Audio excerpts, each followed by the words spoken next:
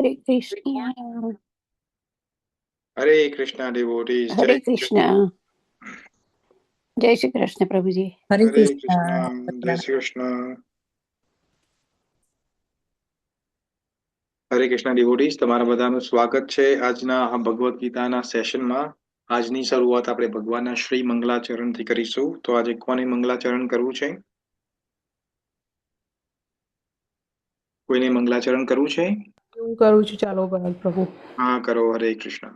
હરે કૃષ્ણ. જય શ્રી કૃષ્ણ બધાને. જય શ્રી કૃષ્ણ. જય શ્રી કૃષ્ણ. નામ પ્રભુજી. ઓમ અજ્ઞાનતિમિરાધસ્ય જ્ઞાનાંજનશલાકયા ચક્ષુર્મિલિतं येन તસ્मै શ્રીગુરુવે નમઃ. હે કૃષ્ણ કરુણા સિંધુ દીનબંધો જગત્પતે ગોપેશ ગોપિકા કાંત રાધાકાંત નમોસ્તુતે. તપ કાંચન ગૌરાંગી રાધે વૃંદાવનેશ્વરી વૃષભાનુસુતે દેવી પ્રણામી હરિપ્રિયે. વાંછાકલ્પતરુભય સચ કૃપા સિંધુભય એવ ચ પતિતાનાં પાવનેભ્યો વૈષ્ણવેભ્યો નમો નમઃ. નમો મહાવંદનાય કૃષ્ણ પ્રેમ પ્રદાયતે કૃષ્ણાય કૃષ્ણ ચૈતન્ય નામને ગોરતવીસે નમઃ. નમઃ ઓમ વિષ્ણુપાદાય કૃષ્ણપૃષ્ઠાય ભૂતલે શ્રીમતે ભક્તિવેદાંત સ્વામિન ઇતિ નામિને. નમસ્તે સારસ્વતે દેવે ગૌરવાણી પ્રચારિણે નિર્વેશશૂન્યવાદી પાશ્ચાત્યદેશતારિણે. જય શ્રી કૃષ્ણ ચૈતન્ય પ્રભુ નિત્યાનંદ શ્રી અદ્વૈત ગદાધર શ્રીવાસ આદિ ગૌરભક્તવૃંદ. હરે કૃષ્ણ કૃષ્ણ કૃષ્ણ હરે હરે હરે રામ રામ રામ હરે હરે. ઓમ નમો ભગવતે વાસુદેવાય.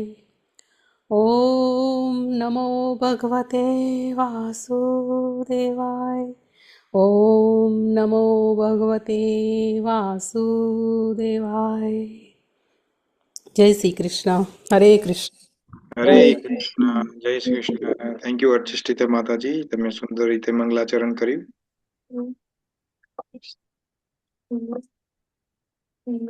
તો devotees, તમારા બધાનું સ્વાગત છે. તો આપણે ભગવદ્ ગીતાના કયા શ્લોક ઉપર આવી પહોંચ્યા છીએ? 61 પત્તો એટલે 62 નું આવ્યું. 67. 62 67. 61. તમે 61 ઉપર છો હજુ? 61 નું કાલ તમે રિવિઝન કરતા હતા ને એનું ચાલુ છે. 67 આપણે સોરી 66મો શ્લોક લીધો હતો ગઈકાલે આપણે. હા, તો આપણે આવી પહોંચ્યા છીએ. હા 66 માં 66 હા, 67 yes. 67 નો શ્લોક આવ્યો. તો કોઈને યાદ છે કાલે આપણે? તમે કથા કરી હતી વચ્ચે ભગવાન. હા, તો કોઈને યાદ છે આપણે શું વાત કરી હતી કાલે?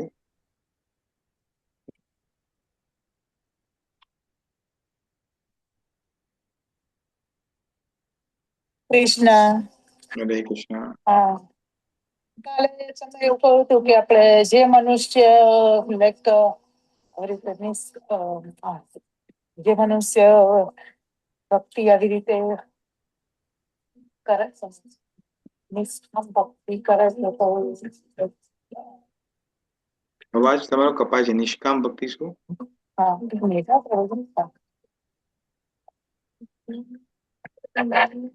ઇન્ટરનેટ મારું અહીંયા આવતું નહીં એટલે કોઈ વાંધો નહીં. આપણે બીજા કોઈ ડિવોટી કોઈને યાદ છે આપણે ગઈકાલે શું વાત કરી હતી? બીજા કોઈ આપણે નહીં. કાલે ઇન્દ્રિયોની વિશે વાત કરી હતી કે જે પોતાની ઇન્દ્રિયોને જીતી નથી શકતો હમ. તેમાં ખરેખર બુદ્ધિ હોતી જ નથી. હા, વેરી ગુડ. પછી એટલે આપણે અને તે માણસ કૃષ્ણ પરાયણ નથી થઈ શકતો હમ અને પોતે નિષ્કામ ભક્તિ પણ નથી કરી શકતો. હમ એટલે અને તેથી તેને શાંતિ પણ નથી મળતી. એટલે 66 માં આપણે શાંતિ વિશે બધી વાત કરી હતી વેરી ગુડ. યસ. અને તેના માટે આપણે શાંતિ આપણને મન, ચિત્ત, મન અને બુદ્ધિ આ 3 દ્વારા અશાંતિ મળતી હોય છે અને શાંતિ પણ ત્યાંથી જ મળે. પણ આપણે એવું કહીએ કે મનને શાંતિ નથી, પણ મન ચિત્તના વિચારો લઈને આવે છે અને એટલા માટે એ વિચારોને પછી બુદ્ધિ અમલમાં મૂકે છે, એટલે આપણને અશાંતિ થાય છે. Very good. એટલે યસ. આપણે આપણી બુદ્ધિ સુધારવી હોય તો મનને સારા વિચારો આવવા જોઈએ. ના મન શાંતિ મળે, શાંતિ મેળવવા મન માટે. બુદ્ધિને સુધારીએ તો આપણને શાંતિ મળે. હા મનને હા તો Yeah. બુદ્ધિને સુધારવાની છે. યસ. તો તેના માટે પણ તમે બુદ્ધિને 4 સુધારતા પહેલા નિયમોનો ચિત્તને સુધારવું પડે, પણ ચિત્તને સુધારવું સહેલું નથી, ઓકે. હા, કારણ કે કુંજ બધું પ્રિય ચિત્તમાંથી આવતું હોય છે. યસ. પૂર્વજન્મના સંસ્કારો જે હોય છે એ મન લઈને આવે છે, યસ. એટલે એ સુધારવું બહુ ઈઝી નથી. યસ. બુદ્ધિ પ્રિય સરખી કરવા માટે બુદ્ધિ સરખી કરવા માટે આપણે તમે કીધું કે 4 નિયમોનું પાલન કરવું જ પડે અને તેનો બહુ ફાઇન મતલબ તમે સમજાવ્યો કે 4 નિયમોનું પાલન કેમ કરવું જોઈએ, કારણ કે તેમાં કળયુગ બેઠેલો છે અને 4 નિયમોનું પાલન કરીએ તો જ આપને શાંતિ મળે. ઓકે. અને તમે ચાર જે સંપ્રદાય છે એના વિશે તમે વાત કરી, તેમાંથી આપનો ગૌડીય સમાજ છે તે જ કેમ મહત્વ ધરાવે છે કે ભાઈ ચા પીવાની કેમ ના પાડે છે, તો તેના માટે આ કળયુગનું તમે બહુ સરસ સમજાવ્યું. ઓકે. અને બીજું પણ તમે દ્રષ્ટાંત આપ્યું, બ્રાહ્મણનું દ્રષ્ટાંત આપ્યું. એમાંથી એ શીખવા મળ્યું કે આપણે કોઈ કામના માટે ભગવાનને ભજવા નહીં જોઈએ અને નિસ્વાર્થ ભાવે જ ભજવા જોઈએ, કારણ કે કર્મનું ફળ તો આપણે ભોગવવું જ પડે છે. તો ભગવાનને ભજીને કામના જે મેળવીએ છે તો આપણે જન્મ લેવા જ પડે, એટલે આપણે કોઈ કામનાથી ભગવાનને ભજવા ના જોઈએ, નિસ્વાર્થ ભાવે ભજવા જોઈએ. તે તમે શીખવાડ્યું. Very good. થેન્ક યુ કુંજ પ્રિય માતાજી. બહુ સુંદર રીતે તમે આખું વર્ણન કર્યું. યસ. તો કાલે આપણે 66મો શ્લોક દેખ્યો હતો. ત્યાં ભગવાન કહે છે, નાસ્તિ બુદ્ધિ યુક્તસ્ય ન ચાયુક્તસ્ય ભાવના ન ચાભાવયત શાંતિર અશાંતિસ્ય કુત સુખમ. ભગવાન કહે છે સુખ મેળવવું હોય તો એના માટે શાંતિ જરૂરી છે. અને શાંતિ કઈ રીતે આવે? તો ગઈકાલે આપણે વાત કરી હતી કે શાંતિ પ્રોબ્લેમ ક્યાં છે? આપણે બુદ્ધિમાં છે. કારણ કે બુદ્ધિ જે છે એ બધા નિર્ણયો લે છે એ પ્રમાણે. હાલાકી ઇન્દ્રિયો અને મન એ પણ ભાગ ભજવે છે, પણ ઇન્દ્રિયો અને મન પોતાનો ભાગ ભજવ્યા પછી જે ડિસિઝન લેવાના છે એ કોને લેવાના છે? બુદ્ધિને લેવાના છે. તો આપણી બુદ્ધિ જેટલી સીધી હશે, જેટલી બુદ્ધિ શુદ્ધ હશે, એવા ડિસિઝનો તમારા શુદ્ધ લેવાશે. તમારી બુદ્ધિ જો ખોટી હશે, જેને આપણે કાલે એક્ઝામ્પલ આપ્યું હતું શકુની મામાનું, તો શકુની બુદ્ધિ હશે, અવ્યભિચારની બુદ્ધિ હશે, તો તમારા નિર્ણય ખોટા લેવાશે. તો એનાથી તમારે શાંતિ નહીં થાય. આપણને લાગે છે કે મને આ વસ્તુ મળી જાય, આ વસ્તુ મળી જાય તો મને શાંતિ મારા લાઈફમાં આવશે, પણ એવું કદી થતું નથી. એકચ્યુઅલી તમે શાંત થઈ જશો તો તમને સુખ ઓટોમેટિક થઈ જશે. પણ આપણે સુખ ક્યાં ખોડીએ છીએ? બહાર ખોડીએ છીએ. ને સુખ ક્યાં છે? આપણી અંદર જ છે. તમે શાંત થઈ જાઓ. તમે એટલા માટે કે છે સંતુષ્ટ. આગળ ભગવાનને કીધું, આપણને 55મા શ્લોકમાં કીધું, આત્મન સંતુષ્ટ, આત્મને તુષ્ટ. જે આત્માથી આત્માની અંદર સંતુષ્ટ રહે છે એને સ્થિત પ્રજ્ઞ તદોચ્યતે, એને સ્થિત પ્રજ્ઞ કીધો છે. તો એને જ સંતુષ્ટ, એને સુખ મળે છે. એને સુખ એ જ છે જે સંતુષ્ટ છે. જે સંતુષ્ટ નથી એને કદી સુખ નથી મળતું. એટલે લોભીઓ વ્યક્તિ કદી સુખી રહેતો નથી. આપણે ગઈકાલે જોયું. તો આજે આપણે 67મો શ્લોક જોવાના છીએ અને એના પર ડિસ્કશન કરવાના છીએ. તો ચલો આપણે બધા સાથે એ શ્લોક જોઈએ. ઓમ અજ્ઞાનતિમિરન્ધસ્ય જ્ઞાનાંજનશલાકયા ચક્ષુરુન્મિલિतं येन તસ્मै શ્રી ગુરુવે નમઃ. જગતગુરુ શ્રી પ્રભુપાદ કી જય. Bhagavad Gita as it is કી જય. વૈષ્ણવો કી જય. હરે કૃષ્ણ. તો શ્લોક તમારા સ્ક્રીન ઉપર તમને દેખાતો હશે, 67મો શ્લોક. પહેલા હું એનું રિસાઇટેશન કરીશ અને પછી તમારા બધાને જોડે ચાન્સ છે, જેને કરવું હોય કરી શકે છે. પછી આપણે વર્ડ બાય વર્ડ એને સમજીશું, અનુવાદ અને ભાવાર્થ સમજ્યા પછી, અને પછી આપણે ટોટાલિટીમાં આ વર્ષને સમજવાનો પ્રયત્ન કરીશું. તો ભગવાન આ વર્ષને, આ શ્લોકને આ રીતે ઉચ્ચારણ કરે છે. ભગવાન કહે છે, ઇન્દ્રિયાણામ હિ ચરિતામ યન્મનોનુ વિધીયતે તદસ્ય હરતિ પ્રજ્ઞાન વાયુર્નાવમ ઇવાંબસી. હું ફરીથી એને રિસાઇટેશન કરું છું. અહીંયા ભગવાન કહે છે, ઇન્દ્રિયાણામ હિ ચરિતામ યાન મનો અનુદ્યતે તદસ્ય હરતિ પ્રજ્ઞામ વાયુર્નાવમ ઇવાંબસી. હવે કોઈને રિસાઇટેશન કરવું હોય તો કરી શકો છો. હરે કૃષ્ણ. હરે કૃષ્ણ પ્રભુજી, હું કરું? હા, કરો પ્લીઝ. ઓકે. ઇન્દ્રિયાણામ હિમ ચરંતામ યમ નો તો અનુવિદ્યતે તદસ્ય હરતિ પ્રજ્ઞામ વાયુર્નાવમિ અબસ્વી. ઓકે, આપણે ફરીથી આપણે વર્ડ બાય વર્ડ સમજીએ. અહીંયા છે, જો ઇન્દ્રિયાણામ, અણા ઉપર ટપકો અનુસ્વાર છે, એટલે મ છે. ઇન્દ્રિયાણામ હિ ચરતામ, ચરતામ છે, ચરતામ યન્મો, આ એ છે યન્મનો. અવગ્રહ જે છે એ એકચ્યુઅલી અ છે. આ સંધિ થઈ છે, અહીંયા ઉત્વ સંધિ છે. તો શું કે છે? યન્મનો અનુવિધીયતે.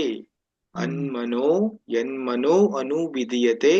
પછી બીજા જે પદ છે એમાં શું કે છે? તદસ્ય, એક એક શબ્દ વાંચવાનો છે. તદસ્ય હરતિ પ્રજ્ઞામ વાયુ. હવે આ જે ના ઉપર જે ટોપી પહેરી છે ન એ ર છે, તો વાયુ પછી ર વાંચવાનું છે. વાયુર્નાવ પછી હવે આ વ અડધો છે, તો અહીંયા અ છે, તો નાયુર્નાવ અભિવાંબસી. તો શું છે? તદસ્ય હરતિ પ્રજ્ઞામ વાયુર્નાવ અભિવાંબસી. રૂહી માતાજી, હું બોલું? 2 મિનિટ. રૂહી માતાજી, પછી તમે માતાજી. રૂહી માતાજી. ઇન્દ્રિયાણામ હિ ચરતામ યત મન અનુવિદ્યતે તત અસ્ય હરતિ પ્રજ્ઞામ વાયુર્નાવમ ઇવ અંબસી. Okay, very good. અહીંયા થોડું પ્રોનાઉન્સિએશનમાં થોડી ગડબડ છે. અહીંયા અંબસી નથી, કારણ કે અંબસી માટે અ ઉપર અનુસ્વાર જોઈએ. જ્યાં અણા ઉપર જે અનુસ્વાર છે એ જોઈએ. તો અહીંયા એવું નથી. તો અહીંયા શું છે? વાયુર પછી આ નાવ છે. વાયુર્નાવ. વાયુ એટલે આપણે વાયુ કહીએ છીએ ને, પવન, એ છે. નાવ એટલે હોડકી કે નાવડી જે કહીએ છીએ, અને એ છે અંબસી છે. અહીંયા છે અંબસી. તો અહીંયા અ જે છે વ જોડે જોડાયેલો છે, એટલે વાયુર નાવ ઇવમ બસી થઈ જાય. ઇવમ બસી. પાણીની અંદર જેમ નાવ જતી હોય છે એની એક્ઝામ્પલ આપે છે. બહુ સુંદર રીતે તમે પ્રયત્ન કર્યો. Very good. હવે કુંજ પ્રિયા માતાજી, તમારો વારો. ઇન્દ્રિયાણામ હિ ચરતામ જન્મનો અનુવિધીયતે તદસ્ય હરતિ પ્રજ્ઞામ વાયુર્નાવ અભિવાંભસી. યસ, વાયુર્નાવમ ઇમ્બસી. Yes, very good. યસ, બીજા કોઈને? બીજા કોઈ ડિવોટી? ઇન્દ્રિયાણામ હિ ચરતામ યન્મનો અનુવિદ્યતે તસ્ય હરતિ પ્રજ્ઞામ વાયુર્નાવમિવાંબસી. યસ, એ તસ્ય નથી, તદસ્ય છે. તદસ્ય યસ. તદસ્ય, હા, તદસ્ય હરતિ પ્રજ્ઞા. પ્રજ્ઞામ વાયુર્નાવમિવાંબસી. વાયુનાવમ ઇવામ્બસી. ઇવાં. વાયુનાવમ ઇવામ્બસી. યસ. ઓકે, બીજા કોઈ ડિવોટી?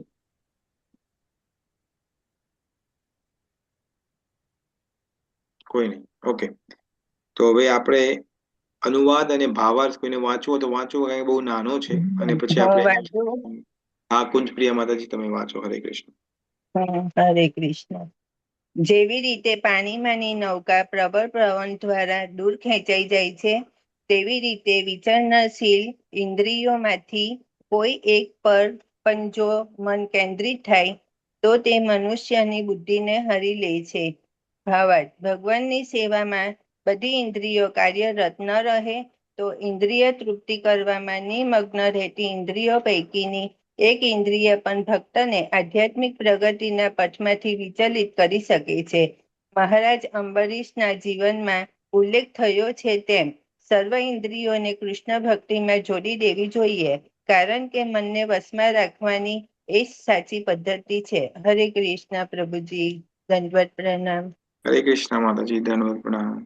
તો હવે આપણે આ શ્લોકને આપણે વર્ડ બાય વર્ડ સમજવાનો પ્રયત્ન કરીએ, અને પછી આપણે ટોટાલિટીમાં સમજીએ કે અહીંયા ભગવાન શ્રી કૃષ્ણ શું કહેવા માંગે છે.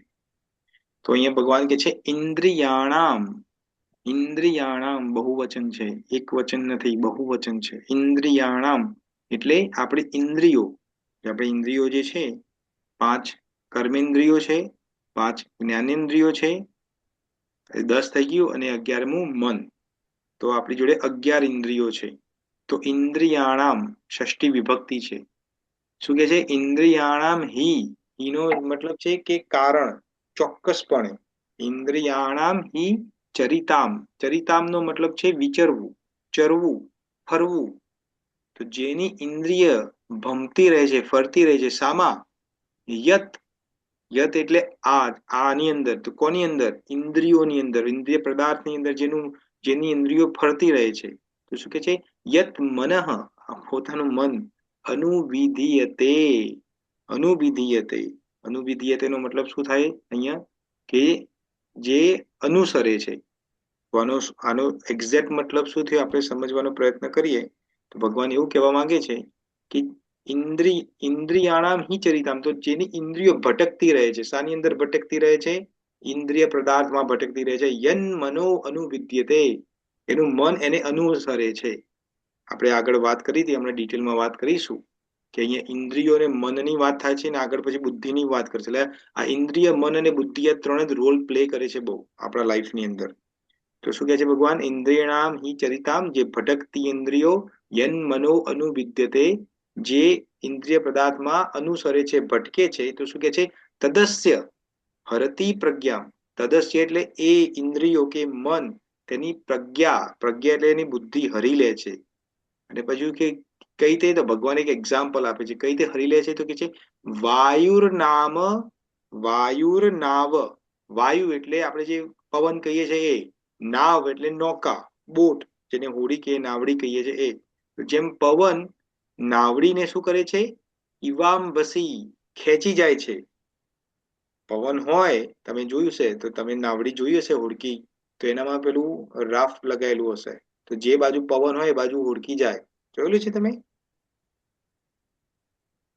જોયું હશે બધાએ. નાવડી જોઈ હશે, કાં તો યાદ કરો ના. હા હા. ષડ ષડ અને ષડ. ષડ કહેવાય. ષડ, હા, ષડ. યસ, વેરી ગુડ માતાજી, ધન્યવાદ તમારો. તો ષડ લગાયેલું હોય. તો ષડ કેમ લગાયેલું હોય? કે જે બાજુ પવન જાય એ બાજુ એ નાવડી એ બાજુ જતી જાય. તો અહીંયા ભગવાન શું કે છે? ફરીથી સમજીએ ને પછી આપણે ટોટાલિટીમાં સમજીએ. ભગવાન કહે છે કે જેની ઇન્દ્રિયો ભટકે છે, ભટકતી ઇન્દ્રિયો જે છે એ ઇન્દ્રિયો શામાં ભટકે છે? ઇન્દ્રિય પદાર્થમાં ભટકે છે. તો ઇન્દ્રિય પદાર્થમાં જેની ઇન્દ્રિયો ભટકે છે એનું મન પણ એનું અનુસરણ કરે છે. મન જે છે ઇન્દ્રિયોનો બોસ છે. પણ અહીંયા ઇન્દ્રિયોને પાવર કોને આપ્યો છે? આપણે આપ્યો છે. આપણે વાત કરી હતી, એક્ઝામ્પલ આપ્યું હતું તમને, ચા પીવાનું યાદ છે? સાંજે 4 વાગ્યાની ચા જોઈએ એટલે જોઈએ. તો એ પાવર ઇન્દ્રિયોને કોને આપ્યો? આપણે આપ્યો છે. આપણે ઇન્દ્રિય કે ભાઈ નહીં, તને રોજ 4 વાગશે ને એટલે હું તને ચા પીવડાવીશ. તો એ ઇન્દ્રિયોનો પાવર જે મળ્યો છે, તો ઇન્દ્રિયો શું કરે છે? એને મનને ખેંચી લઈ જાય છે. આપણે તમને યાદ છે કે આપણે આગળનો સેમ શ્લોક આવ્યો હતો? કોઈને યાદ છે કયો શ્લોક હતો જ્યાં ભગવાને સેમ વાત કરી હતી?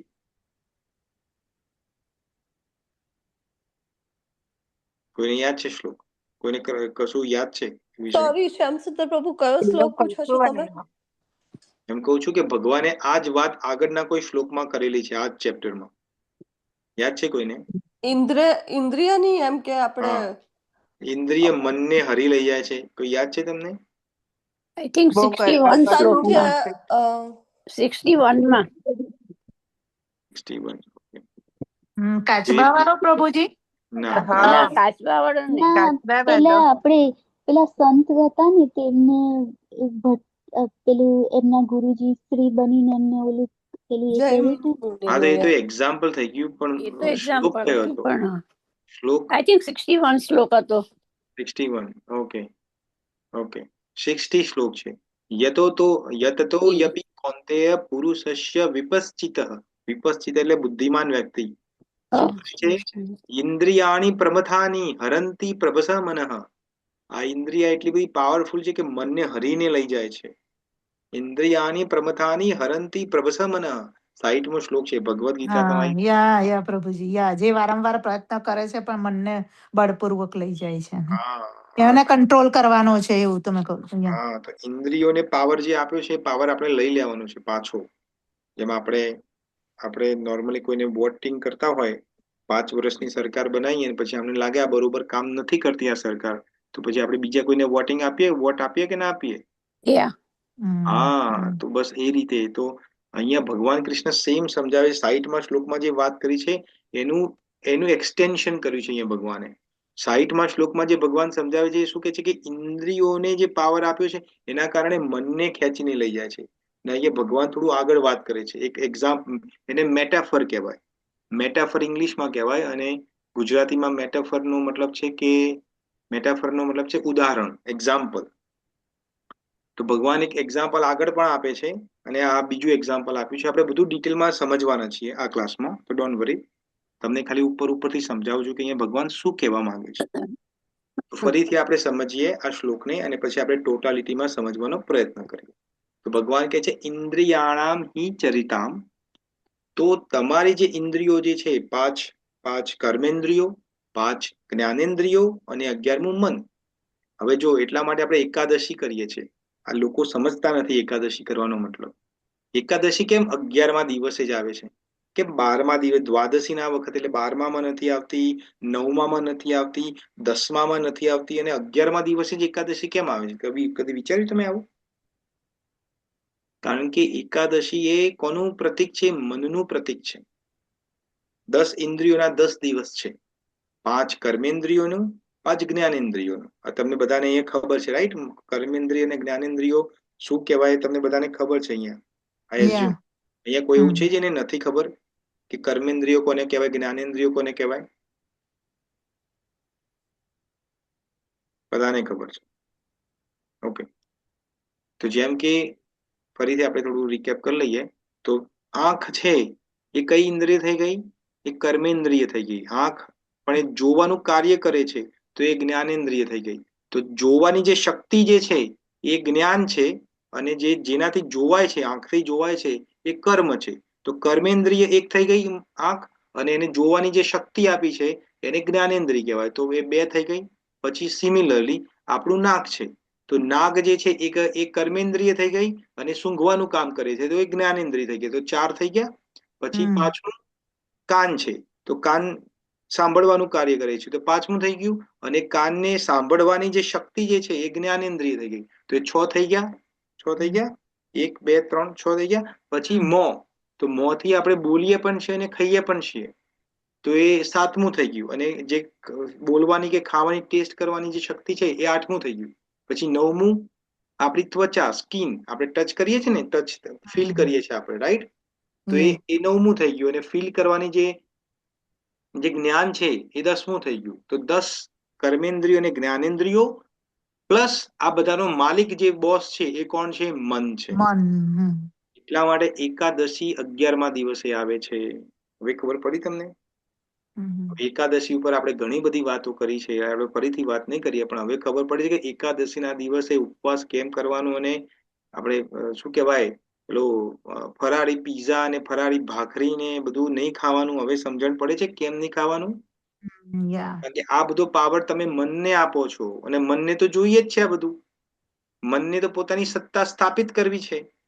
જ્યાં સુધી આપણે મનના લેવલ ઉપર છીએ, આપણે મનને પંપાળ કરીએ છીએ, ત્યાં સુધી ભગવાન પ્રાપ્તિ તો બહુ દૂરની વાત છે. ભક્તિનું એક સ્ટેપ પણ આગળ ચાલી નથી શકતા.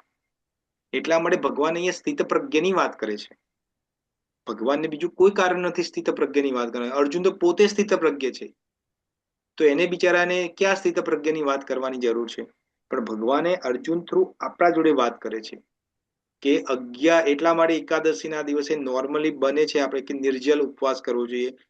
બહુ હોય તો જલ પીવું જોઈએ, અને કોઈને ડાયાબિટીસ હોય તો એક ટાઈમ થોડું ફ્રૂટ ખાવું જોઈએ. પાછું આ તો ફ્રૂટ ખાવાનું કહીએ ને એટલે આખું બોલ આખું તબકડું ભરી લેશે. એક દિવસમાં એટલું બધું ખાઈ લેશે એ ફ્રૂટ ખુદ કહેશે કે હવે ભાઈ હવે બીજા એકાદશી ખાજે મને. થાય ને એવું. તો એટલા માટે કારણ કે મનને હવે જયારે નેક્સ્ટ એકાદશી આવશે ત્યારે આ મનમાં મગજ એકાદશી માનો કે કાલે છે, જે નથી પણ એક્ઝામ્પલ છે, કાલે આવવાની, તો પોતાના મનને અત્યારથી તૈયાર કરો. પોતાને તૈયાર કરો કે આવતીકાલે એકાદશી છે, મારે આ મનને પંપાડવાનું નથી, આ ઇન્દ્રિયોને કોઈ મારે પાવર આપવાનું નથી. કારણ કે જેટલો ઇન્દ્રિયને પાવર આપશો એટલું મન શું થશે? તગડું થશે, બલવાન થશે. જેટલું મન બલવાન થશે એટલું તમને ભગવાનથી દૂર લઈ જશે. કારણ કે આ કલયુગમાં તો ગાર્બેજ ઇન ગાર્બેજ આઉટ. આપણે અંદર ગાર્બેજ જ ભરીએ છીએ. અંદર સવારથી માંડીને રાત સુધી જે પણ ભરીએ છીએ, ખાઈએ તો પણ ગાર્બેજ ખાઈએ છીએ, સાંભળીએ છીએ તો પણ ગાર્બેજ, બોલીએ છીએ તો ગાર્બેજ, આંખથી દેખીએ છીએ તો ગાર્બેજ, બધું ગાર્બેજ જ છે. કારણ કે ભગવાન રિલેટેડ કશું આપણે કરતા નથી. આપણે આ ખાલી 5 મિનિટ આરતી કરીએ ભગવાનની, ઘંટડી વગાડીએ, તો એમાં એવું થાય કે ઓહો જે મારી ભક્તિ પૂરી થઈ ગઈ. રાઈટ? એવું થાય ને? તમને એવું થતું હશે. તે ભક્તિ નથી, તે કર્મકાંડ છે. એનાથી કોઈ ભગવાન પ્રસન્ન નથી થતા. આગળ દીવાબત્તીથી કોઈ ભગવાન પ્રસન્ન ના થાય. નહીં તો બધાને મોક્ષ ના મળે. જેવા મરે એવું ઉપરથી પ્લેન ના આવે વૈકુંઠમાંથી, તમને ના લઈ જાય વૈકુંઠમાં. ક્યાં જાય છે લોકો અત્યારે? વૈકુંઠમાં ક્યાં જાય છે? બધા નર્કમાં જ જાય છે. 90-99% બધાની ટિકિટ નર્કની જ છે. આગળ ભગવાન કહેશે, આગળના શ્લોકોમાં ભગવાન કહેશે કે મોટા ભાગના લોકો નર્કમાં જ જાય છે. કારણ કે નર્કના 3 દ્વાર છે. કયા કયા છે નર્કના 3 દ્વાર? લોભ, મોહ, ક્રોધ. યસ, વેરી ગુડ જોઈ માતાજી. યસ, એક છે લોભ, બીજો છે ક્રોધ, અને ત્રીજો છે મોહ. ના, મોહ નથી. અટેચમેન્ટ તો છે. અટેચમેન્ટ તો એના બધાનું બાપ છે. અભિમાન, હા, અહંકાર. ઓ બાપ રે બાપ, અહંકાર. ના એ એટલે ક્રોધ, હવે તમે ટોપલીમાંથી બધું કાઢ્યું છે એમ. લોભ, મોહ અને ક્રોધ. ટોપલીમાંથી બધા શબ્દો કાઢ્યા, એમાં એક તુક્કો તો લાગી જ જશે આપણો. સાચી વાત ને? એક તુક્કો તો લાગી જ જશે. કયો છે? મોહ અને ક્રોધ. નરકના 3 દ્વાર કયા છે? લોભ, મોહ અને ક્રોધ. ના. Last, anger, grid. Yes, last, anger અને ગ્રીડ. જો લસ્ટ નો મતલબ શું છે? કામનાઓ. કામનાઓ એટલે ઈચ્છાઓ. તમને મેં બહુ પહેલા એક એક્ઝામ્પલ આપ્યું હતું, યાદ છે? કે એક મમ્મી છે, ઇમેજિન કરો કે મમ્મી છે, બજારમાં ચાલતી જાય છે, અને એના 2 છોકરા છે, એનું સાડી પકડીને પાછળ પાછળ ચાલે છે. યાદ છે તમને આ બધું? યાદ ભૂલી જાવ છો તમે? ઓકે. તો મમ્મી કોણ છે? આ મમ્મી છે કામના. કામના એટલે ઈચ્છાઓ. અને આ મમ્મીના 2 છોકરા કયા છે? લોભ અને ક્રોધ. લોભ અને ક્રોધ. કેમ 2 છોકરાઓ છે? કેમ બીજા બધા છોકરાઓ નથી? કેમ બીજું આપણે શું કીધું? આસક્તિ એટલે મોહો નથી, પછી મત્સર એટલે ઈર્ષા નથી, અહંકાર નથી. આ બધું કેમ નથી? આ લોભ અને ક્રોધ જ કેમ એના 2 સંતાનો છે કામનાના? આપણે આગળ સમજાવીશું તમને. 62 અને 63માં શ્લોકમાં તમને ડિટેલમાં સમજાવ્યું છે. તો એને યાદ છે? હા, બીજા બધા એમ અવાજ કરતા નથી આવતો. જે પણ બોલે છે અવાજ ઓકે. નથી લોભ અને આવતો. ક્રોધ હોય તો ઓટોમેટિકલી બીજા બધા આવી જ જાય. ના, એવું નથી. ના, શું કહ્યું તમે પ્રભુજી? ફરીથી કહો. મેં એવું કીધું કે આ હમ જે કામના રૂપી મમ્મી છે એના બે સંતાન છે, હમ ક્રોધ અને લોભ. જે ભગવાને પણ કીધું છે કે આ 3 નર્કના દ્વાર છે. તો આ હમ. 3 નર્કના દ્વાર કેમ? આ કામના સાથે લોભ અને ક્રોધને કેમ જોડ્યા? બીજું બધું પણ જોડી શકતા. 6 વિકારો છે એમાંથી કોઈ પણને પણ જોડી શકતા હતા. આ બેને જ કેમ જોડ્યા? જય શ્રી કૃષ્ણ. એ છોડી શકાતા નથી જલ્દી. હા, જય શ્રી કૃષ્ણ પ્રભુજી. હા, બોલો. હરે કૃષ્ણ. આપણી ઈચ્છાઓ પૂરી ના થાય ત્યારે હા, આપણને ક્રોધ આવે, વેરી ગુડ. અને ઈચ્છાઓ પૂરી થાય તો વધારે વધારે મેળવવાનો લોભ થાય. હા, એક્સેલન્ટ, વેરી ગુડ. યા. યસ. ધ્યાયતો વિષયમ પુંસા. યાદ છે તમને એ શ્લોક? યા 62મો શ્લોક ને પ્રભુજી? હા, તે આપણે ડિટેલમાં ચર્ચા કરી હતી યા આપણે. ઇન્દ્રિયોનું વારંવાર ચિંતન કરે છે ને એની આસક્તિ ઉત્પન્ન થાય છે, અને પછી હમ આસક્તિથી ઈચ્છા, લાઈક કામના, અને કામનાને લીધે ક્રોધ. કામના ના પૂરી હમ થાય તો ક્રોધ ઉત્પન્ન થાય છે. યસ. યા, યા. ધ્યાયતો વિષયમ પુંસા સંગાસતેષુપજાયતે હમ. સંગાત સંજાયતે કામઃ કામાદિ ક્રોધાપि જાયતે. ફેવિકોલ નું ઉદાહરણ આપ્યું હતું ને, ફેવિકોલ.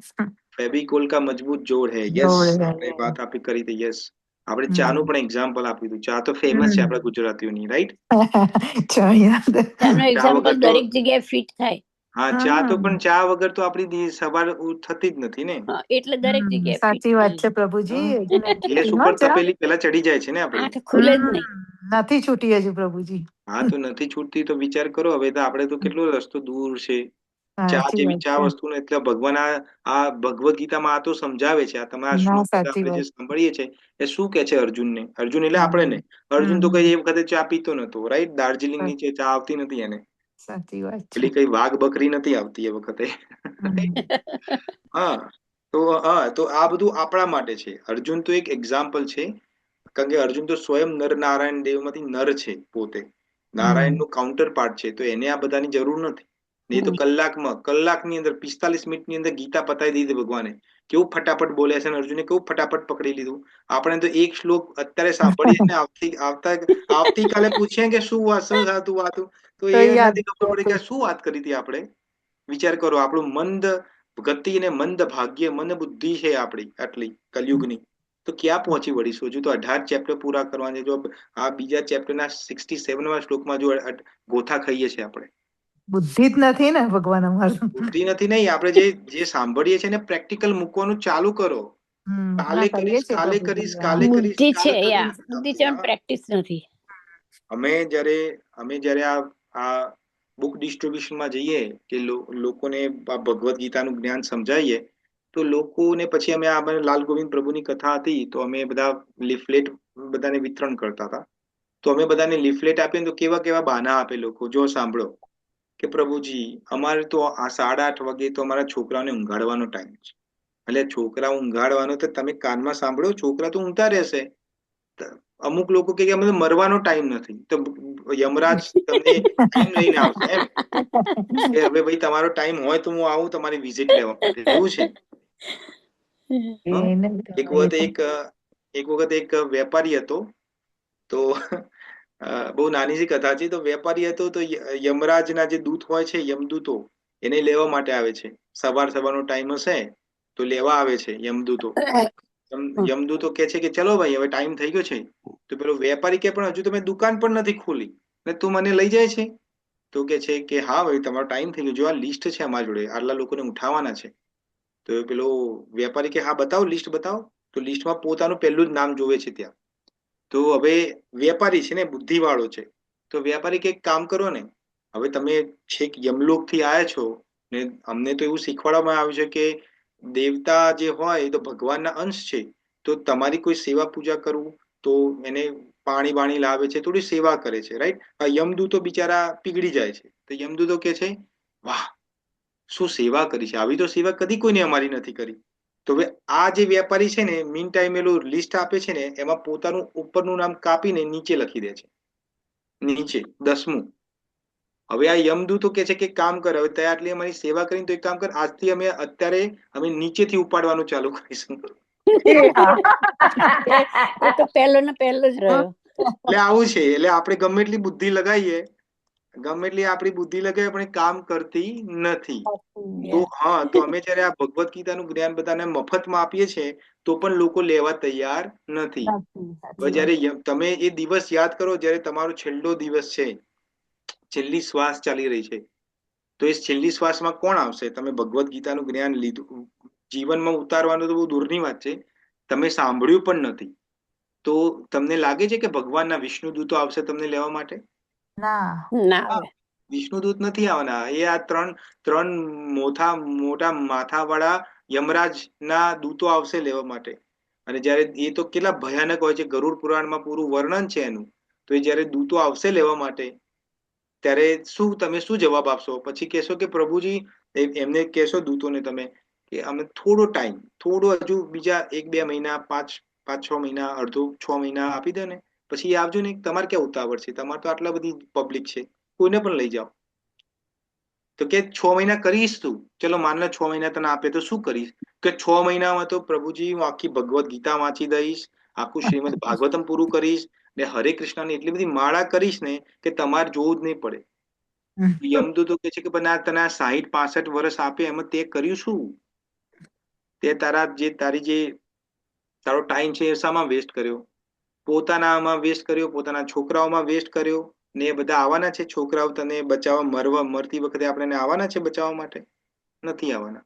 પછી લોકોની ગોસિપમાં કર્યો. આપણે નોર્મલી આપણે બધાનો સ્વભાવ છે ગુજરાતીઓનો ખાસ, અહીંની ત્યાંની અહીંયા કરવામાં નંબર 1 છીએ આપણે નોર્મલી. હવે એમાં કશું ખોટું ના લગાડતા, કોઈ કરતા હોય તો. આપણે કોઈને પર્ટિક્યુલર નથી કહેતા, અમે પણ એવા હતા, પણ હવે ભગવાનની કૃપાથી હવે એ બધું બંધ થઈ ગયું છે. નોર્મલ સ્વભાવ છે આપણો બધો, આ નોર્મલ સ્વભાવ છે. તો આપણો ટાઈમ એની અંદર આપણે વેસ્ટ કરીએ છીએ. તો જ્યારે જ્યારે તમને ટાઈમ વેસ્ટ કરો ને, ત્યારે પોતાના મૃત્યુને આગળ દેખો કે આ યમદૂત ઉભો છે અહીંયા. તો યમદૂતનું જો તમને રિયલી ભય હશે મૃત્યુથી, તો યમદૂત દેખાશે ને તો તમે એટલીસ્ટ ભગવદ્ ગીતા કે માળા કશું પકડશો, ભગવાનને યાદ કરશો. અજામિલની કથા આપણે બધાને ખબર છે, ઘણી વખત આપણે અજામિલની કથા કીધેલી છે, આપણે વારંવાર એને રિપીટ નથી કરવી. અહીંયા શ્રીમદ ભાગવતમાં અજામિલની કથા આવે જ છે. તો અહીંયા કહેવાનો શું મતલબ છે આપણો? આપણે ક્યાંથી ક્યાં જતા રહ્યા? તો કહેવાનો મતલબ છે કે જે કામરૂપી જે મમ્મી છે, એના 2 સંતાન છે, ક્રોધ અને લોભ. તો જ્યારે કામના પૂરી થાય છે ત્યારે લોભ જાગૃત થાય છે કે હજુ જોઈએ છે, હજુ જોઈએ છે. એક ગુલાબજામુન ખાધું એટલે મજા આવી, હવે જીભને ટેસ્ટ પડ્યો એટલે શું કરો? બીજું ખાવું છે, ત્રીજું ખાવું છે, રાઈટ? લોભ ઉત્પન્ન થયો. અને જ્યારે તમારી કામના પૂરી ના થાય ત્યારે ક્રોધ ઉત્પન્ન થાય છે. ક્રોધાતિભી જાયતે. સમજમાં આવ્યું અહીંયા? તો આ આપણે ઇન્દ્રિયો વિશે સમજાવતા હતા. તો અહીંયા એ શ્લોકની અંદર આપણે 58મો શ્લોકની અંદર આપણે હમણાં વાત કરવાના છીએ. ત્યાં એક સેકન્ડ, હા, મારે કોઈ આવ્યું છે, એક સેકન્ડ.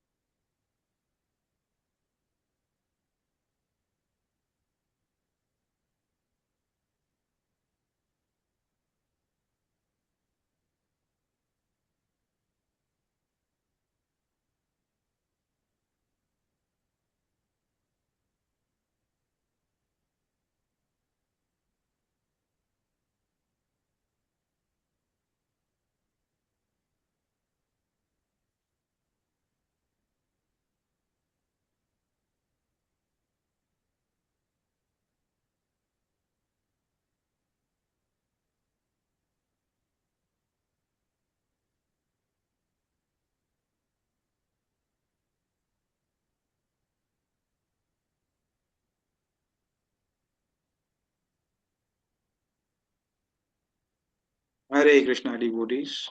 હરે કૃષ્ણ. સો સોરી, મારે કોઈ આવી ગયું. ઓકે, તો આપણે શું વાત કરતા હતા કે ઇન્દ્રિયાણી. હા, તો ભગવાન કૃષ્ણ અહીંયા સમજાવે છે આ શ્લોકમાં જે સેમ છે. અહીંયા કોઈ શોર્ટકટ નથી. ભગવાન કહે છે ઇન્દ્રિયાણી ચરિતા. હવે આપણે થોડા એક્ઝામ્પલ સાથે સમજીએ તો થોડું વધુ હજુ સમજમાં આવશે. જો આગળના શ્લોકમાં ભગવાન એવું કહે છે કે મન જે છે એ પ્રોબ્લેમેટિક છે. અહીંયા એક એક્ઝામ્પલ આપે છે ભગવાન. જેમ વાયુ એટલે પવન. જેમ પવન છે એ નાવડીને, જે નાવડી તમે જોયેલી હશે, તો નાવડી જાય અને પવન આવે તો શું કરે, એની બીજી દિશામાં લઈ જાય એને, રાઈટ? તમે બધા બોટમાં બેસેલા છે યા તો નાવડી તમે જોયેલી હશે. તો અહીંયા ભગવાન આપણને એક વસ્તુ સમજાવે છે જો બહુ મેટાફોરિકલી છે. આ ઉદાહરણ આપણને આગળ પણ આપ્યું છે ભગવાને. કયું ઉદાહરણ આપ્યું છે? કાચબાનું એક્ઝામ્પલ આપ્યું છે. એક કાચબાનું એક્ઝામ્પલ આપ્યું છે ભગવાને કે જ્યારે સ્થિતપ્રજ્ઞ વ્યક્તિ જે છે એ શું કરે છે, જ્યારે પોતાને ડેન્જર આવે છે. ડેન્જરનો મતલબ શું છે કે જ્યારે પોતાની ઇન્દ્રિયો, માનો કે તમે તમારા આંખથી આપણે ખાવાનું જ એક્ઝામ્પલ લઈએ, કારણ કે આપણે ગુજરાતીઓ ખાવામાં આગળ છીએ, રાઈટ? એટલે આપણે ઘણી બધી એક્ઝામ્પલમાં આપણે જુદી જુદી એક્ઝામ્પલ લીધા છે. તો આજે આપણે કોઈ બીજું એક્ઝામ્પલ લઈએ. આપણે આઈસ્ક્રીમનું પણ એક્ઝામ્પલ લીધું છે, રસમલાઈનું એક્ઝામ્પલ લીધું છે. તો કયું એક્ઝામ્પલ લઈશું આજે? બોલો, તમે જ કહો એટલે આપણે એ સમજાવીએ એ પ્રમાણે. છે કોઈ એક્ઝામ્પલ, ખાવાનું એક્ઝામ્પલ? કોઈને કશું ભાવે છે? કોઈ નહીં? અચ્છા, બધા સ્થિતપ્રજ્ઞ થઈ ગયા છે એમ? ગુજરાતી છે એટલે ઢોકળા, હંડવા, થેપલા, જો આવું બધું જ આપણે તો પોપ્યુલર હોય ને, ઊંધિયું ને એવું બધું. બટેટાનું શાક બહુ ખાય. હા, બટાકાનું શાક. લેડીઝ હોય એટલે પાણીપુરી. પાણીપુરી, હા, આ ફેવરેટ છે. યસ, પાણીપુરી. પાણીપુરી તો બધાને ભાવે. Yes, panipuri. Yes, very good. આ કોને એક્ઝામ્પલ આપ્યું? પાણીપુરી કોણ બોલ્યું? હું બોલી પ્રભુજી. હું કોણ? સોરી, તમારું નામ? રિદ્ધિ. હા, બસ તમને પાણીપુરી વધુ ભાવતી લાગે છે. બધા લેડીઝ ના એ જ હોય. પુરુષોને પણ ભાવે છે પાણીપુરી. પાણીપુરી કોને ના ભાવે? યસ. તો પાણીપુરીનું એક્ઝામ્પલ આથી આપણે સમજીએ કે અહીંયા ભગવાન શું કહેવા માંગે છે. તો જો આ બધી લેડીઝ જે માતાજી છે ને, ઇન્ડિયામાં ખાસ, અહીંયા તો બિચારા અમેરિકામાં તો ક્યાં પાણીપુરીની લારી હોય છે, રાઈટ? પણ ઇન્ડિયામાં તો ખાસ તમે જેવા બહાર નીકળો ને, ઘરની બહાર જ પાણીપુરીની લારી ઊભી હોય છે. અને ત્યાં ઓલવેઝ પાણીપુરી વાળાને ઓલવેઝ ગરાગી હોય જ છે. એને એવું બહુ ખાસ એવું કોઈ રેર એવો ઓકેઝન બનતો હોય જ્યાં પાણીપુરી વાળાને ત્યાં ગરાગી નથી હોતી. તો જ્યાં માતાજી પોતાની શોપિંગ બેગ લઈને નીકળી હોય, સ્કૂટી લઈને, કે આજકાલ તો એક્ટિવા લઈને નીકળે છે બધા, રાઈટ? એક્ટિવા લઈને નીકળી હોય અને પાણીપુરીની લારી જોવે, ઓહો, પ્રભુજી અવાજ નહીં આવતો તમારો. આવે છે. આવે છે, આવે છે આવે અવાજ. છે. આવે છે. આવે છે. મને નથી સંભળાતું, ખબર નહીં. મારો અવાજ નથી આવતો? યા તમારો આવે અવાજ છે. ક્યાં બોલ્યા એ બંધ અમને મને બધાને આવે છે. અચ્છા, તો માતાજી તમે ના અવાજ આવતો હોય ને તો એક કામ કરો, લોગ આઉટ કરીને ફરીથી લોગિન કરો, કારણ કે મને નથી ખબર કેમ અવાજ નથી આવતો. Okay okay okay. ઓકે, તો આપણે શું એક્ઝામ્પલ? પાણીપુરીનું એક્ઝામ્પલ આપતા હતા. હા, હમ. તો માતાજી નીકળે એક્ટિવા લઈને બહાર અને જોવે કે પાણીપુરીની લારી ઉપર તો 2-4 જણા ઊભા જ હોય છે. 2-4 ચોટલા ઊભા રહેલા જોયા હોય. એટલે હવે મન એનું જે છે, જો આ ઇન્દ્રિય, પોતાની એક ઇન્દ્રિય, આંખે શું જોયું? પાણીપુરી જોઈ, રાઈટ? પેલી એક બે ખાતી હોય પાણીપુરી, એ જોઈ એને મનને આ આંખે, એટલે આંખે ઇન્ફોર્મેશન મનને આપી કે તારે ખાવી છે. નોર્મલી એવું જ થાય છે ને આપણે. એટલે આપણું મન જે છે એ શું કે છે? ઈચ્છા તો છે ખાવાની, પણ અત્યારે ઉતાવળ છે, મારે આ હોસ્પિટલ જવાનું છે, કોઈની તબિયત સમાચાર કાઢવા માટે, આવતી વખત ખાઈ લઈશ. એટલે એ ટાઈમમાં તો મનને મનાઈ લે છે. હવે જાય હોસ્પિટલમાં જેનું પણ દર્દીનું, હવે એનું મન જે છે એ છે પાણીપુરીમાં. અહીંયા પોતાની પેલા ભાઈ કે બહેનની જે તબિયત સારવાર કાઢવા આવ્યા હોય એના માટે બધું પૂછતાછ કરે, શું થયું શું ના થયું, આ બધું. મન એનું ચોટેલું છે પાણીપુરીમાં. ક્યારે હું અહીંયાથી નીકળું અને સીધી તરત જ પાણીપુરીમાં જવું, રાઈટ? તો જો આંખોએ દેખ્યું પાણીપુરીને અને ઇન્ફોર્મેશન આપી મનને, એટલે ઇન્દ્રિયો, આ ઇન્દ્રિય મનને દેખાડે છે અને મન શું કે છે? મારે આ જોઈએ છે. તો હવે મન શું કરે છે? આ ઇન્ફોર્મેશન બુદ્ધિને પહોંચાડે છે. હવે કાલે જેમ આપણે વાત કરી હતી, બુદ્ધિ કેવી છે? શકુની જેવી. આપણી બધાની બુદ્ધિ શકુની જેવી છે. નોર્મલી તો બધાની શકુની છે, વિદુર જેવી બુદ્ધિ હોતી નથી. તો બુદ્ધિ શું કે, એક કામ કર, ફટાફટ આનું તબિયત કઈ ફટાફટ પતાય. એટલે ફટાફટ શું કે, હા હવે તમે આરામ કરો, તો તમને ડોક્ટરે કીધું છે આરામ કરવાનું. હવે આ એને બિચારા કોઈ ડોક્ટર વિઝિટિંગ ટાઈમ છે, ડોક્ટર તો ક્યાં ફરતો હોય છે, એવું કશું કીધું નથી. પણ આને પાણીપુરીમાં રસ પડ્યો છે, એટલે હવે અહીંયા બધું પતાઈ દેશે અને સીધી જ પોતાની એક્ટિવા કે સ્કૂટી છે એ સીધી આ પાણીપુરીના જે લારી છે ત્યાં એને ઊભી રાખશે. ત્યાં ઊભી રાખશે અને ત્યાં જઈને પછી જે પણ જે કાર્યક્રમ તમારા થતા હશે, બધા તમે જે કરતા હશો, તમને ખબર જ છે, એ કાર્યક્રમ બધો પૂરો કરતા હશો. તો અહીંયા ભગવાન શું સમજાવે છે આ એક્ઝામ્પલથી? આ એક્ઝામ્પલ કેમ આપણે પાણીપુરીનું લીધું એ તમને આ સમજાવું છું. જો આ કેટલું કેટલું પરફેક્ટ એક્ઝામ્પલ છે. આ સમજ્યા પહેલા તમને એક બીજું એક્ઝામ્પલ આપું એટલે તમને કનેક્શન લાગશે. તમને ખબર છે આપણે તો જોડે 10 ઇન્દ્રિયો છે, એટલે 5 + 5 10. તમને ખબર છે કે હાથી જે છે ને, હાથી કેટલું મોટું જનાવર છે, રાઈટ? Big elephant. તમને ખબર છે હાથીને પકડવા માટે આ જે હન્ટરો છે કઈ ટેકનિક વાપરે છે? યા પેલી ફિમેલ એલિફન્ટ હા, રાઈટ, એને એ કરે એટલે ટ્રેપમાં પછી એ યસ, જતો રહે. હા, Yeah. Very good, yes. તો જો જંગલની અંદર આ હાથીને પકડવું હોય ને, તો શું કરે કે એક હથણી હોય, એને શું કરાવે, ભાઈ આ હથણીને ટ્રેનિંગ વાળી હોય પાછી, એટલે આ બનેલી હોય આ હથણી. એટલે આમ સોરી માતાજી, તમારું અહીંયા એક્ઝામ્પલ આવે છે. તો આ હથણી ભાઈ બુદ્ધિ વાળી બનેલી હોય, એને ટ્રેનિંગ આપેલી હોય. તો શું કરે, હાથી હોય ને, તો હાથીને આમ હથણી છે ને હાથે કરીને આગળ નખરા કરે, એની આગળથી જાય, એને ટચ કરે, એવું કરે. એટલે આ જે હાથી હોય ને એ થોડો સંમોહિત થાય એના માટે. એટલે આ જ્યાં જેમ હથણી જાય એના પાછળ પાછળ જાય. હવે આગળ મોટો ખાડો કરેલો છે, આ હાથીને નથી ખબર, પણ આ હથણીને ખબર છે. તો હથણી જેવો ખાડો આવે ને એટલે બાજુમાંથી જતી રહે. ને હાથી મધ ચોર થયેલો હોય તો સીધે સીધો જ જાય ને સીધો ખાડામાં પડે. જોયેલો છે તમે? આ બધું તમે જોયેલું હશે, સાંભળ્યું હશે. હવે આ જે હાથી છે એને કેટલાય દિવસ સુધી ખાવાનું ના આપે, એને કશું જ ના આપે, એને તડપાવે. તો વિચાર કરો, એની એક ઇન્દ્રિય, જે એક ઇન્દ્રિયના કારણે પોતે હવે એનું શું થઈ ગયું? પ્રણશ્યતિ થઈ ગયું, એની દુર્ગતિ થઈ ગઈ. એક જ ઇન્દ્રિયો પર એનો કંટ્રોલ નથી. હવે આવું સેમ એક્ઝામ્પલ આપણે બીજું એક એક્ઝામ્પલ લઈએ, ભમરાનું. ભમરાનું એક્ઝામ્પલ તમને ખબર હશે. તો ભમરાને શામાં આસક્તિ છે? સૂંઘવામાં. ભમરો સૂંઘવામાં. તો તમે લોટસ જોયું હશે ને, લોટસ કમળ. ભમરો જે છે ને એ લોટસની અંદર જશે ને, એનું જે સ્વાદ જે છે ને એને સૂંઘશે બરોબરનું. હવે લોટસ નોર્મલી કેવું હોય, જયારે સૂર્યાસ્ત થાય ને ત્યારે બંધ થઈ જાય. તો આ ભમરો જે છે એ છે ખતરનાક. જો એનો ડંખ ખતરનાક છે, પણ આ લોટસમાં, આ કમળમાં ફસાઈ જાય છે ને એ બંધ થઈ જાય છે કમળ. એમાં મરી જાય છે આ ભમરો. તો પોતાની જે સ્મેલની જે શક્તિ જે છે, જે સૂંઘવાની શક્તિ, એક ઇન્દ્રિય, જો એક જ ઇન્દ્રિય કેટલી પાવરફુલ છે કોઈને દુર્ગતિ તરફ લઈ જવા માટે. અહીંયા આપણે ઉદાહરણો આવે છે, આ બધા શાસ્ત્રોમાં ઉદાહરણ છે આ બધા. તો હાથી જે છે એ આસક્ત થઈ જાય છે એટલા માટે. આ નાકનું જે સ્મેલની છે એ ભમરો છે. પછી તમે જોયું હશે, રાતે આપણે ઇન્ડિયામાં જોયું છે, લાઈટ જાય ને એટલે આપણે મીણબત્તી સળગાઈએ, રાઈટ, કે દીવો કરીએ, એક્ઝામ્પલ, પ્રકાશ માટે. તો ત્યાં ઘણા બધા પતંગિયાઓ કે એવા પતંગિયા જાતના બધા ક્રીચર્સ ફરતા હોય છે આજુબાજુ. અને પછી સવારે તમે જોશો ને તો એક બે ત્યાં મરેલા પડ્યા હશે. કેમ એવું છે? કારણ કે એને એટ્રેક્શન છે, એને આંખોથી દેખે છે, એને ફાયર, જે અગ્નિ છે એનાથી એને એટ્રેક્શન થાય છે. તો એને લાગે કે હું આને લઈ લઉં અને પકડી લઉં. પણ હવે આપણે બધાને ખબર છે, જો અગ્નિને ટચ કરીએ તો શું થાય? તો એ પોતાની જાતને સ્વાહા કરી દે છે એની અંદર. એ પોતાનું રિયલાઇઝેશન નથી કરી શકતો કે મારા આ જે એટ્રેક્શનનું જે મારી ઇન્દ્રિય જે છે એને કંટ્રોલ ના કરવાથી મારું મૃત્યુ થઈ શકે છે. બરાબર કે નહીં? સોફા. પછી હરણ. જો આ હરણને શાની આસક્તિ છે? સાંભળવાની, ધ્વનિ.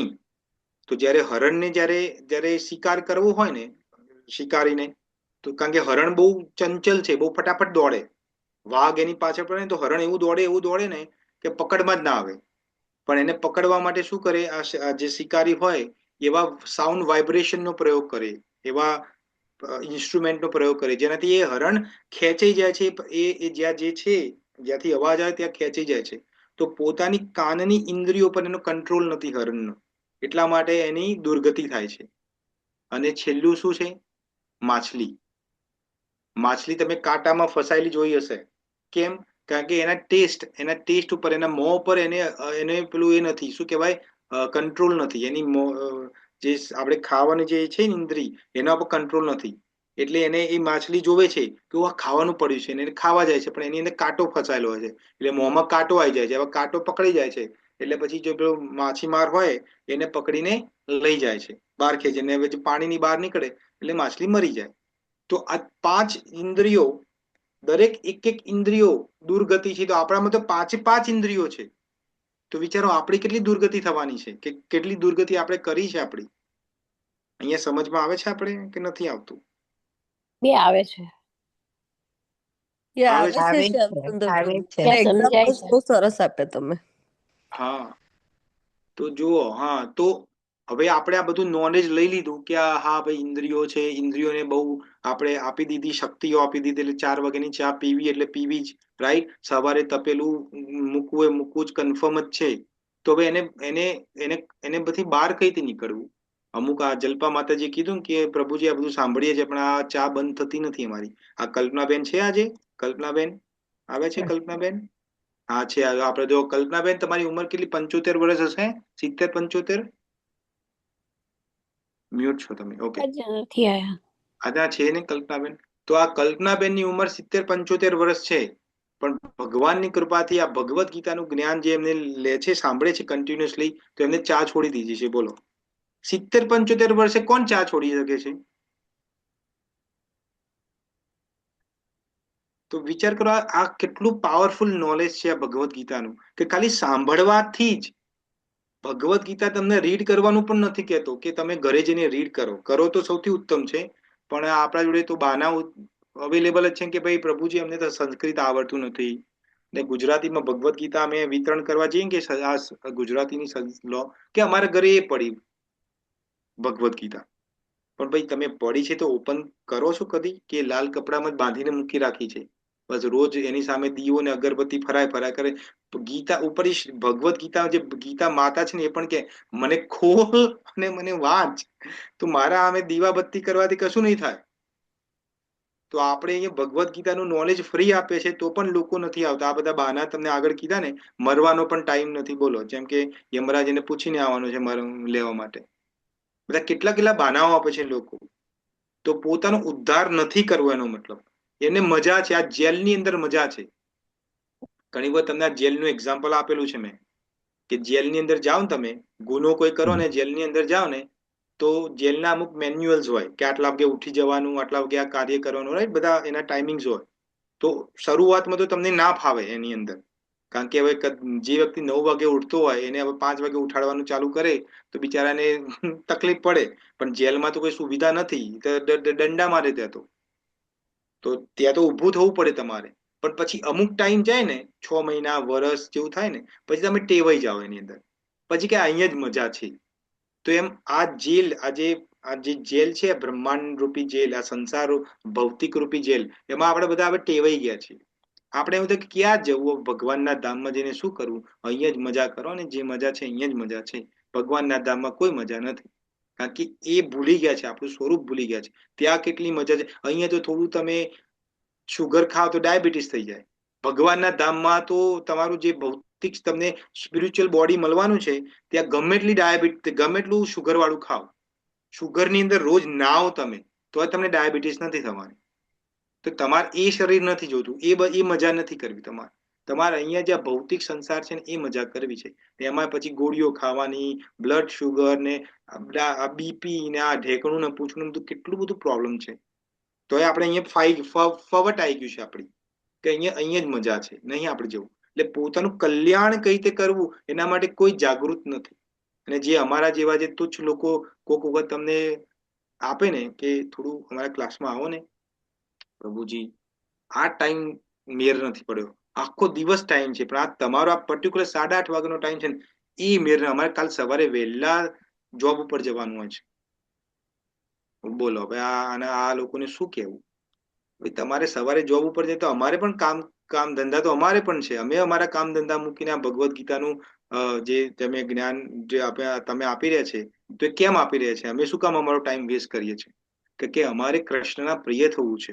18મા ચેપ્ટરના 68મા શ્લોકમાં ભગવાન કૃષ્ણ કહે છે કે આ દુનિયાની અંદર, આ પૂરા સંસારની અંદર સૌથી પ્રિય મારો ભક્ત હોય તો કોણ છે? જે આ જ્ઞાન બીજાને આપે છે. એનાથી સૌથી પ્રિય મને કોઈ જ નથી. એનાથી ઉત્તમ ભક્ત મને કોઈ નથી લાગતું. અને જે સાંભળે છે એ પણ ઉત્તમ છો. એટલે તમે હવે વિચારો કે પ્રભુજી અમે તો ભગવદ્ ગીતાનું જ્ઞાન નથી આપતા, તો અમારી કઈ કેટેગરી છે? તમારી સેમ કેટેગરી છે.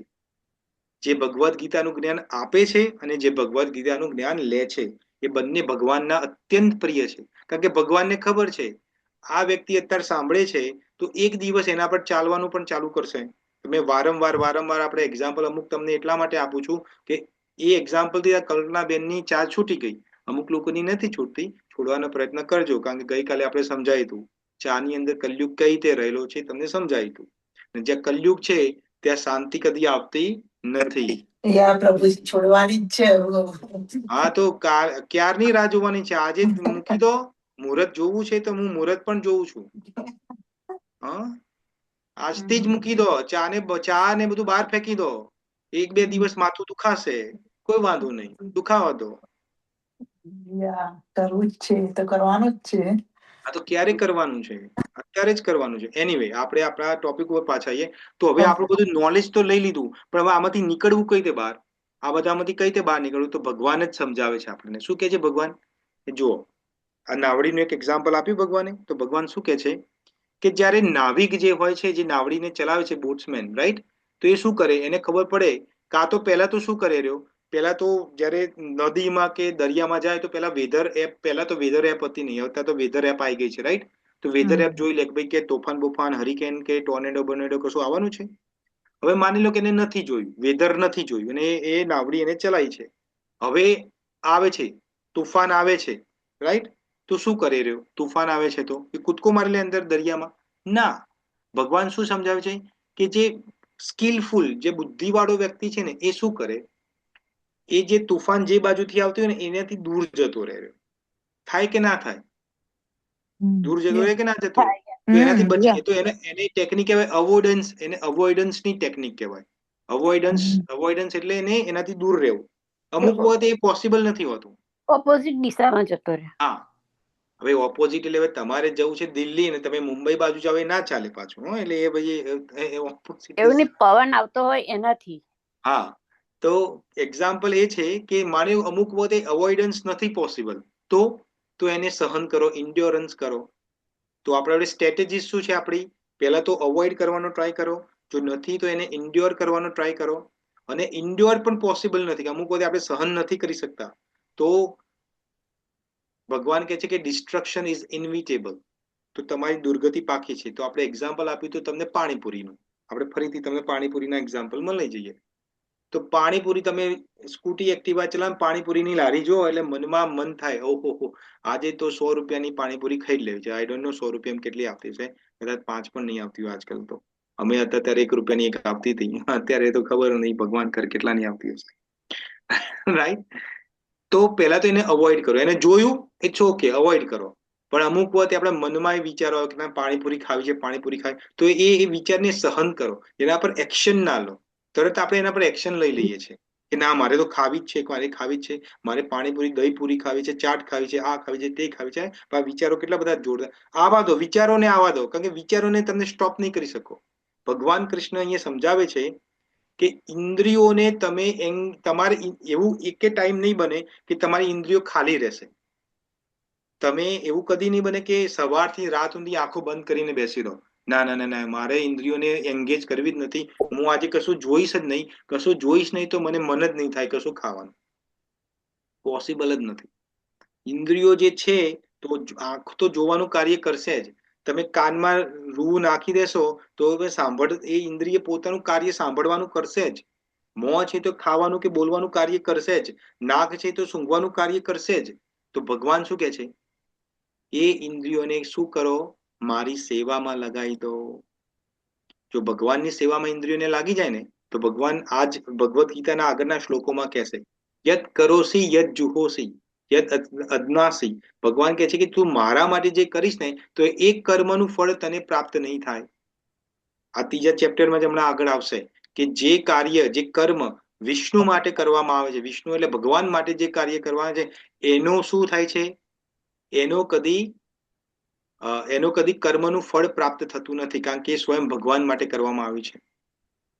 સમજ્યા? અહીંયા આપણે એક બે એક્ઝામ્પલ લઈએ, આપણે ઓલમોસ્ટ ટાઈમ થઈ ગયો છે, પણ એક બે શ્રીમદ ભાગવતમનું એક એક્ઝામ્પલ આપણે લઈએ કે શ્રીમદ ભાગવતમની અંદર શું કહેવામાં આવે છે. અહીંયા શ્રીમદ ભાગવતમ જે છે એમાં શું એક્ઝામ્પલ આપે છે. તો આપણને દત્તાત્રેય મુનિ ખબર છે, ભગવાન દત્તાત્રેય ખબર છે, બધાને સાંભળેલું છે દત્તાત્રેયનું નામ, જે બ્રહ્મા વિષ્ણુ મહેશ ભગવાન દત્તાત્રેય શું કે છે અહીંયા જો 11મા કેન્ટોની અંદર 9મા ચેપ્ટરના 13મા શ્લોકમાં અહીંયા શું કહે છે શ્રીમદ ભાગવતમાં? તો અહીંયા કે છે તદેવ માનત્મન વિરુદ્ધચિતો ન વેદ કશ્ચિત બહિરંતરવા યદેશુકારો નુપ્રતિમ વ્રજતઃ મિશૌ ગતાત્મા ન દર્શઃ પાર્શવે. તો એનો મતલબ શું થાય? તો અહીંયા શ્રીલ પ્રભુપાદ ટ્રાન્સલેશન કરે છે કે છે Thus, when one's consciousness is completely fixed on the absolute truth, the Supreme Personality of Godhead Krishna, one no longer sees duality or internal or externally reality. Thus, the example is given of the arrow maker who was absorbed in making a straight arrow. Then he did not even see or notice the king himself who was passing right next to him. તો અહીંયા એનું ગુજરાતી કરીએ. અહીંયા શું કહેવા માંગે છે? તો અહીંયા એક એક્ઝામ્પલ આપ્યું છે કે એક વખતે એક એરો મેકર એટલે બાણ બનાવવાળો વ્યક્તિ હોય ને, એ બાણ બનાવતો હોય છે, એટલે he was busy in making the arrow. તો એ વખતે એની શોપ, એની જે દુકાન હોય છે એની બાજુમાંથી જે રાજા હોય છે એ રાજાનો મોટો જાહો જહાલ, રાજા તો બધા કેટલી મોટી સેના લઈને ચાલતો હોય, પોમ્પસ, વેરી પોમ્પસ હોય, રાઈટ? તો રાજા જાહો જહાલી લઈને ચાલતો હોય છે. તો આખે રાજા જતો રહ્યો, જાહો જહાલી જતો રહ્યો, બધું જતું રહ્યું. આ જે એરો મેકર છે ને એને ખબર જ નથી કે કોણ ગયું ને શું કર્યું, because he was so busy in making the arrow. આ સમજમાં આવ્યું? આ સોફા એક્ઝામ્પલ તમને સમજમાં આવ્યું? નથી આવ્યું? ઓકે. એરો નો મતલબ છે કે ચલો આપણે બીજું એક્ઝામ્પલ લઈએ. એરો ની જગ્યાએ આપણે કોઈ બીજું એક્ઝામ્પલ બાણ, રાઈટ? એરો એટલે બાણ. હા, પણ એમને ઇન્દુબેનને સમજમાં નથી આવ્યું. ઓકે, આપણે બીજી રીતે સમજાવીએ. માની લો ઇન્દુબેન, તમે એવી કોઈ કાર્યમાં પ્રવૃત્ત છો અને તમારું મન 100% એની અંદર છે. જેમ કે ફોર એક્ઝામ્પલ નોર્મલી બહેનોનું કાર્ય મન સમા 100% હોય, જ્વેલરીઝ કે પર્સમાં વધુ હોય, રાઈટ? તમારે જયારે શોપિંગ કરવાનું હોય, તમને જ્વેલરી બતાવે, તમે જ્વેલરીના શોપમાં જાઓ, પેલા સોનીના ત્યાં દુકાનમાં, બધું જ ભૂલી જાઓ કે ઘરમાં ગેસ ચાલુ મૂકીને આયા છે કે નથી આયા, ઘરને લોક કર્યું છે કે નથી કર્યું, આ બધું ભૂલી જાઓ કે ના ભૂલી જાઓ? કારણ કે તમારી આસક્તિ શામાં છે? એ જ્વેલરીમાં છે, એ સેટમાં છે, એ સોનાની અંદર છે કે નથી? હા. તો અહીંયા એવું એક્ઝામ્પલ આપે છે કે તમારું મન બધું જ્વેલરીમાં છે ને આ બાજુ સામેથી રાજા પોતાના જાહો જહાલી લઈને, કારણ કે રાજા ચાલતો એટલે કેટલું બધું લશ્કર ચાલતું, કેટલું બધું અવાજ થતો હોય, કેટલી ધૂળ ઉડતી હોય, કેટલું બધું થતું હોય, રાઈટ? તો તમે જ્વેલરીમાં એટલા બધા મગ્ન છો કે આ અહીંયા આગળ પાછળ શું થાય છે તમને ખબર જ નથી. તો અહીંયા એક્ઝામ્પલ આપે છે. આ એક્ઝામ્પલ આપણને સમજવા માટે આપે છે કે આપણું મન જો ભગવાનમાં લગાવી દીધું, ભગવાનમાં લગાવવાનો મતલબ શું? 24 કલાક ભગવાનની મૂર્તિમાં દેખવું એ નથી.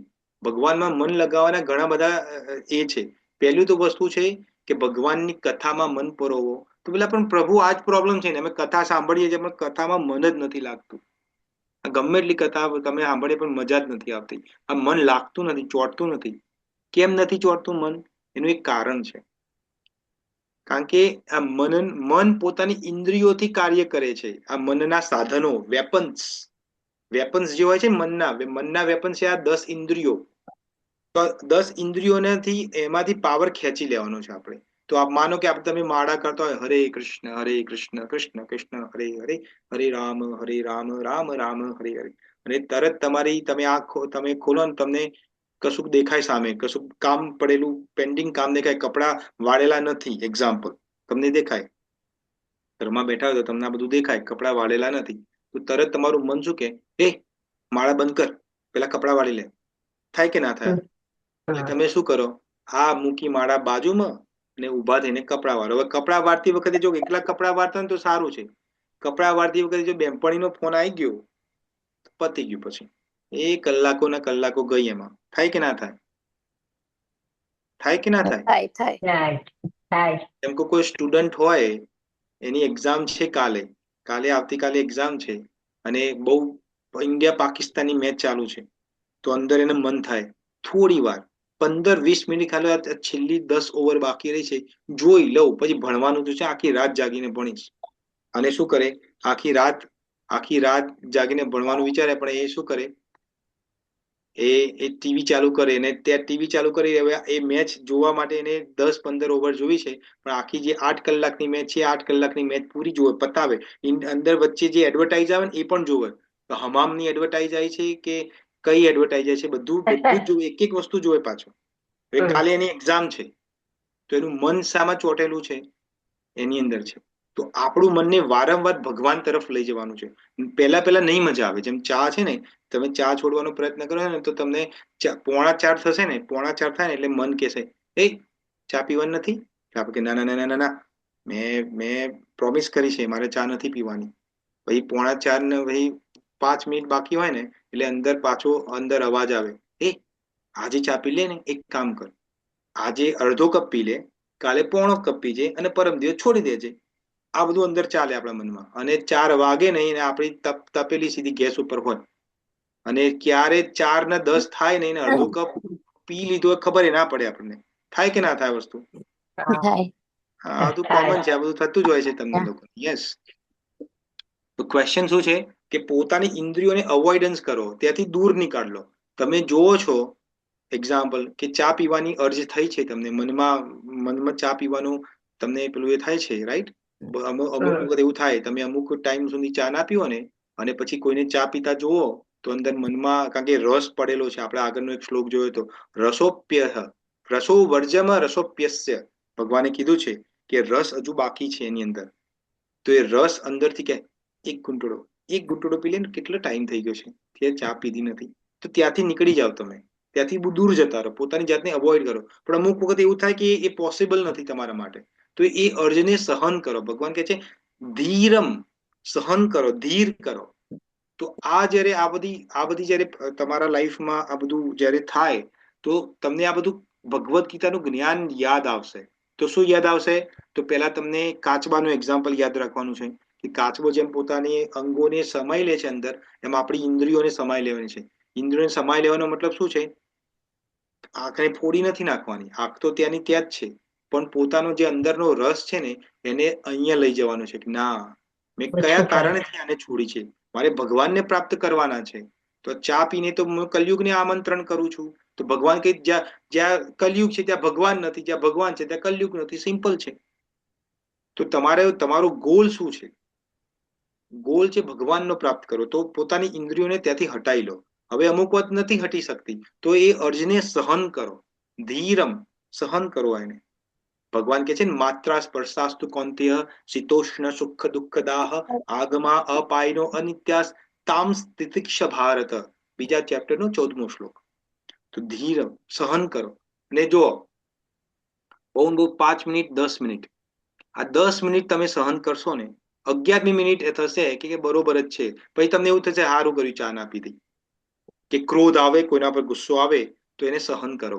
તરત પોતાની જાતને એક્સપ્રેસ ના કરો, તું આવી છે, પેલો આવો છે ને આવું છે.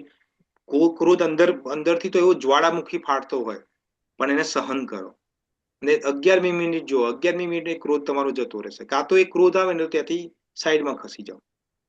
તો આ ભગવાન અહીંયા આ બધું શીખવાડે છે આપણે. જો કે આપણે ઘણું બધું સમજવાનું છે. We are going to continue talking about this anyway, કારણ કે જો 72મા શ્લોક સુધી છે ને, આગળનો 3જા ચેપ્ટરમાં પણ આ બધું આવશે.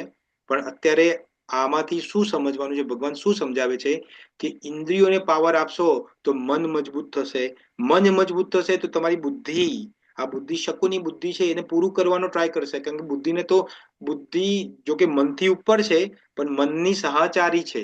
એ મનને ને બંને સાથે ચાલે છે. બુદ્ધિ કે યા યા યા યા આપણે તો આવું જ કરાય, પાણીપુરી જ ખવાય, મિનરલ પાણીપુરી વાળી ખવાય, હા પેલો ગ્લવ્સ વાળી, પછી ગ્લવ્સ પહેરી કરતા આજકાલ તો ચાલે છે, રાઈટ. આ બધી બુદ્ધિ વિચારે છે આ બધું વસ્તુ. તો સમજવાની વાત છે, પોતાની ઇન્દ્રિયોને પાવર આપવાનો બંધ કરી દો. જે પાવર આપણે પાવર ઓફ અટર્ની જે ઇન્દ્રિયોને આપી છે ને એમાંથી ખેંચી લો પાવર. સમજ્યા? તો આ સાથે હું આજનો આ શ્લોકને વિરામ આપું છું. હવે તમારો કોઈ ક્વેશ્ચન હોય તો તમે કરી શકો છો. હરે કૃષ્ણ. ઠીક હોય. ક્વેશ્ચન નથી પણ એક વાત શેર કરું. પ્રશ્ન નથી, વાત શેર કરવી છે. હા બોલો. તમે આજે છેલ્લે વાત કરી ને એ પ્રમાણે આજે સવારે હું માળા કરતી હતી. હા. મેં 3 માળા કરી ને પછી મને યાદ આવ્યું કે ગરાજ ડોર ઓપન છે કે બંધ છે. તો હું માળા મૂકીને ચેક કરવા નીચે આવી અને પછી ઉપર જઈને મેં ફરીથી બાકીની માળા પૂરી કરી. હા પણ એ તમે કર્યું સારું કર્યું, પણ એકચ્યુઅલી નથી કરવાનું. એ નહીં કરવાનું. કે હમણાં તમે વાત કરી એ પ્રમાણે. પણ મારે હા તો હવે હા કોઈ ઇમરજન્સી હોય તો બરાબર છે. હવે માની લો કે તમારો ગેસ કોઈ ઓપન જતું રહી એટલે ગયો છે, મને એમ થયું કે ગરાજનો ડોર ઓપન છે કે નહીં. તો તમે માળા કરતા કરતા નીચે જઈ શકો છો. આપણે તો કોઈ રૂલ્સ રેગ્યુલેશન નથી કે ટટ્ટાર બેસીને એક જ જગ્યા ઉપર માળા કરવી. જો ભગવાન કે છે સતતમ કીર્તયંતો મામ, ભગવાન કે છે આપણે તો સતત ભગવાનનું નામ, તો એવું થોડું બની જાય કે સતત નો મતલબ 24 કલાક ભગવાનનું નામ લેવાનું. તો એક જ જગ્યા બેસીને ભગવાનનું નામ થોડું લઈ શકે કોઈ વ્યક્તિ. ના એવું કર્મ તો નથી. કરશે ને. તો હા, તો માળા કરવાનો મતલબ ભગવાનનું નામ મોં પર હોવું જોઈએ. તમે હાલતા ચાલતા પણ ભગવાનનું નામ લઈ શકો છો, રાઈટ.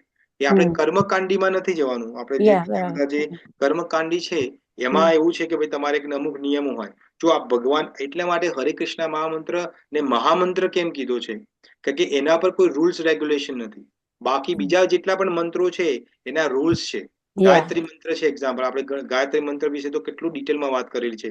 એમાં તો કેટલા બધા રૂલ્સ છે કે ગાયત્રી મંત્રમાં તો એવું છે કે માખી પણ જો તમારાને ટચ કરે ને તો જઈને સ્નાન કરવું પડે તમારે.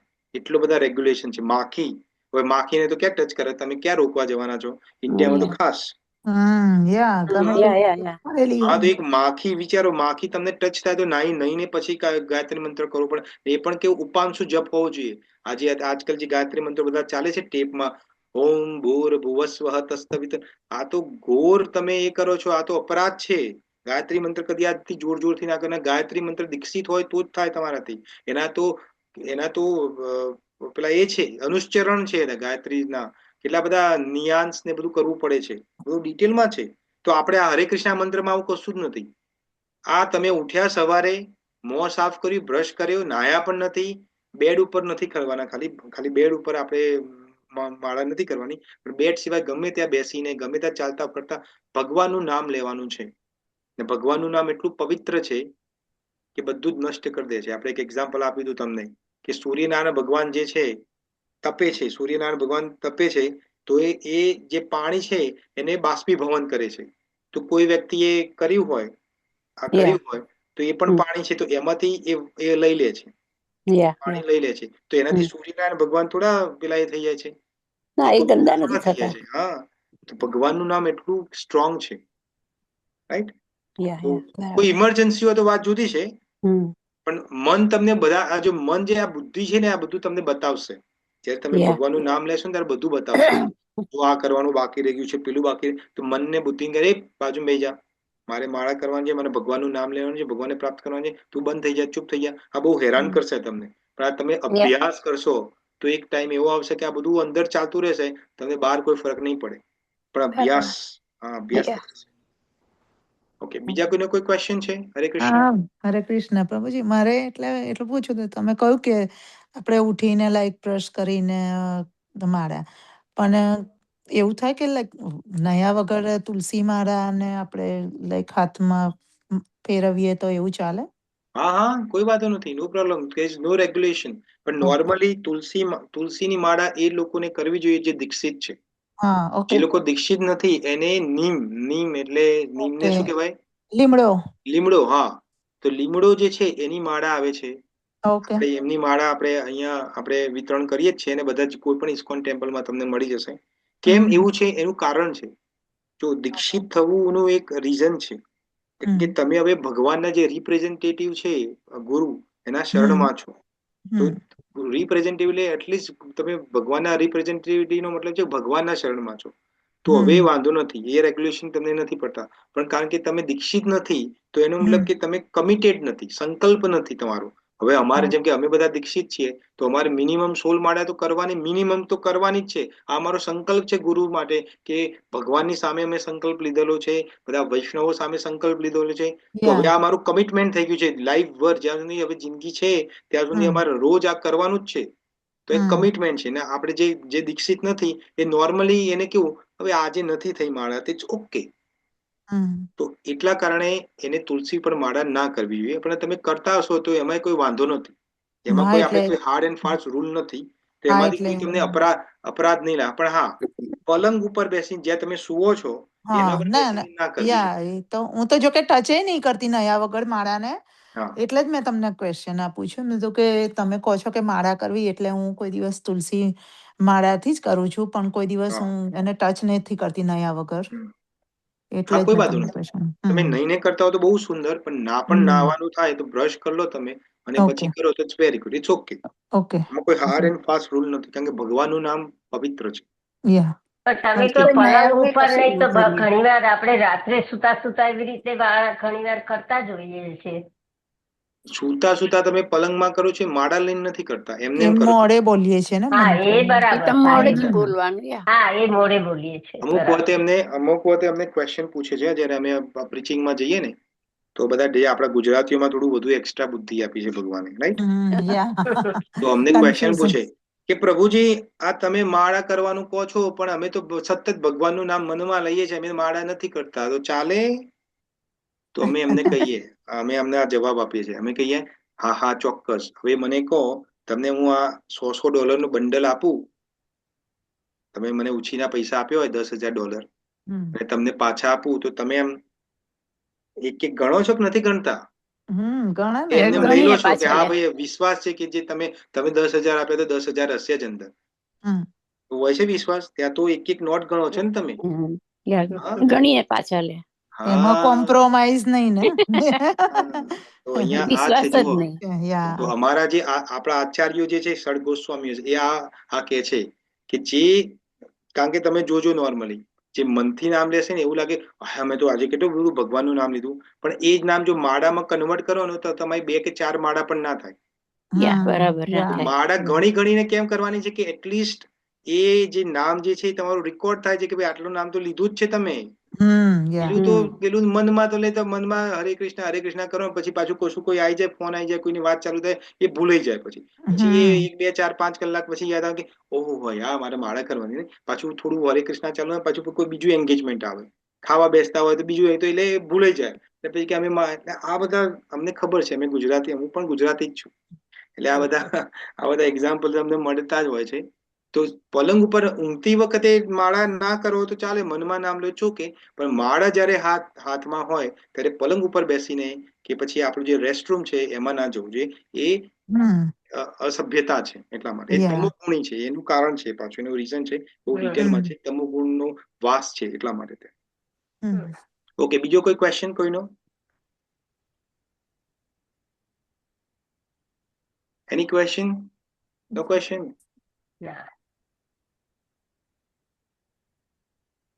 Okay.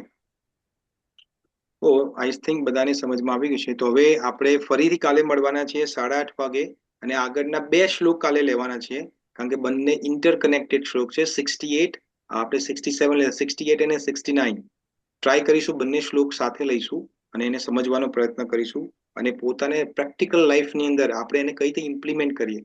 તમે આ બધું જે સાંભળો છો એ બહુ સારું છે, પણ હવે થોડું થોડું પોતાના લાઈફમાં અપ્લાય કરવાનું ચાલુ કરો. આ તમે સાંભળ્યું કે ઇન્દ્રિયોને કંટ્રોલ કઈ રીતે કરવાની.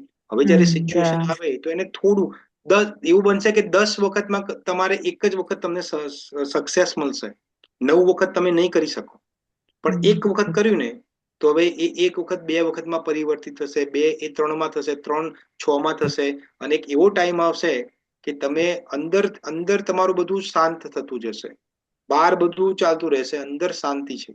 જેમ આપણે શરૂઆત કરી હમણાં જ, શું શરૂઆત કરી આપણે? કે નોર્મલી આપણે કહીએ કે મને આ વસ્તુ મળે તો મને સુખ પ્રાપ્ત થશે, શાંતિ પ્રાપ્ત થશે. ભગવાન અહીંયા ઊંધું કહે છે, તું શાંત થઈશ તો તને સુખ મળશે. આપણે ગઈકાલે વાત કરી હતી. તો અહીંયા શાંત આપણે કઈ રીતે થવાનું છે એનું અહીંયા આપણે સમજવાનો પ્રયત્ન કરીએ છીએ. હવે તમારા લાઈફમાં તમે અપ્લાય પણ કરતા જાઓ. તમને કોઈ ક્વેશ્ચન થાય, તમને કોઈ પ્રોબ્લેમ નડે કે આ અપ્લાય નથી થઈ રહ્યું, તો એનું ડિસ્કશન આપણે અહીંયા કરી શકીએ છીએ. એ ક્વેશ્ચન આપણે લઈ શકીએ છીએ, રાઈટ? તો આ સાથે તમને બધાને ધન્યવાદ. તમે મને ટાઈમ આપ્યો તમારો. ફરીથી કાલે 8:30 વાગે મળીશું. ત્યાં સુધી વાંછા કલ્પતરુ ભયશ્ચ કૃપા સિંધુ ભય એવ ચ પતિતાનામ પાવનેભ્યો વૈષ્ણવેભ્યો નમો નમઃ. જગતગુરુ શિલ પ્રભુપાદ કી જય. એઝ ઇટ ઇઝ की जय. वैष्णवों की जय. हरे कृष्ण डिवोटी. हरे कृष्ण कृष्ण हरे हरे राम हरे राम राम हरे दंडवत प्रणाम. हरे कृष्ण. प्रणाम प्रभु जी। हरे कृष्ण. दंडवत हरे प्रणाम. कृष्ण प्रभु जी। हरे જય શ્રી कृष्ण. કૃષ્ણ. दंडवत प्रणाम. हरे जय श्री कृष्ण कृष्ण. हरे हरे જય શ્રી कृष्ण. કૃષ્ણ પ્રભુ. जय श्री कृष्ण. જય जय શ્રી श्री કૃષ્ણ. कृष्ण प्रभु जी। जय श्री कृष्ण. हरे कृष्ण. हरे कृष्ण હરે हरे प्रणाम. કૃષ્ણ. हरे कृष्ण. दंडवत प्रणाम तुमने. हरे कृष्ण. હરે કૃષ્ણ. हरे कृष्ण. दंडवत प्रणाम तुमने. हरे कृष्ण હરે प्रभु श्री કૃષ્ણ. धन्यवाद हरे દંડવત कृष्ण. પ્રણામ गोपी प्रिय તમને. माता जी तुमने दंडवत प्रणाम. धन्यवाद प्रभु। दंडवत प्रणाम माता जी. હરે કૃષ્ણ. જય શ્રી हरे કૃષ્ણ. कृष्ण. इंदु बहन. हरे कृष्ण. જય શ્રી કૃષ્ણ.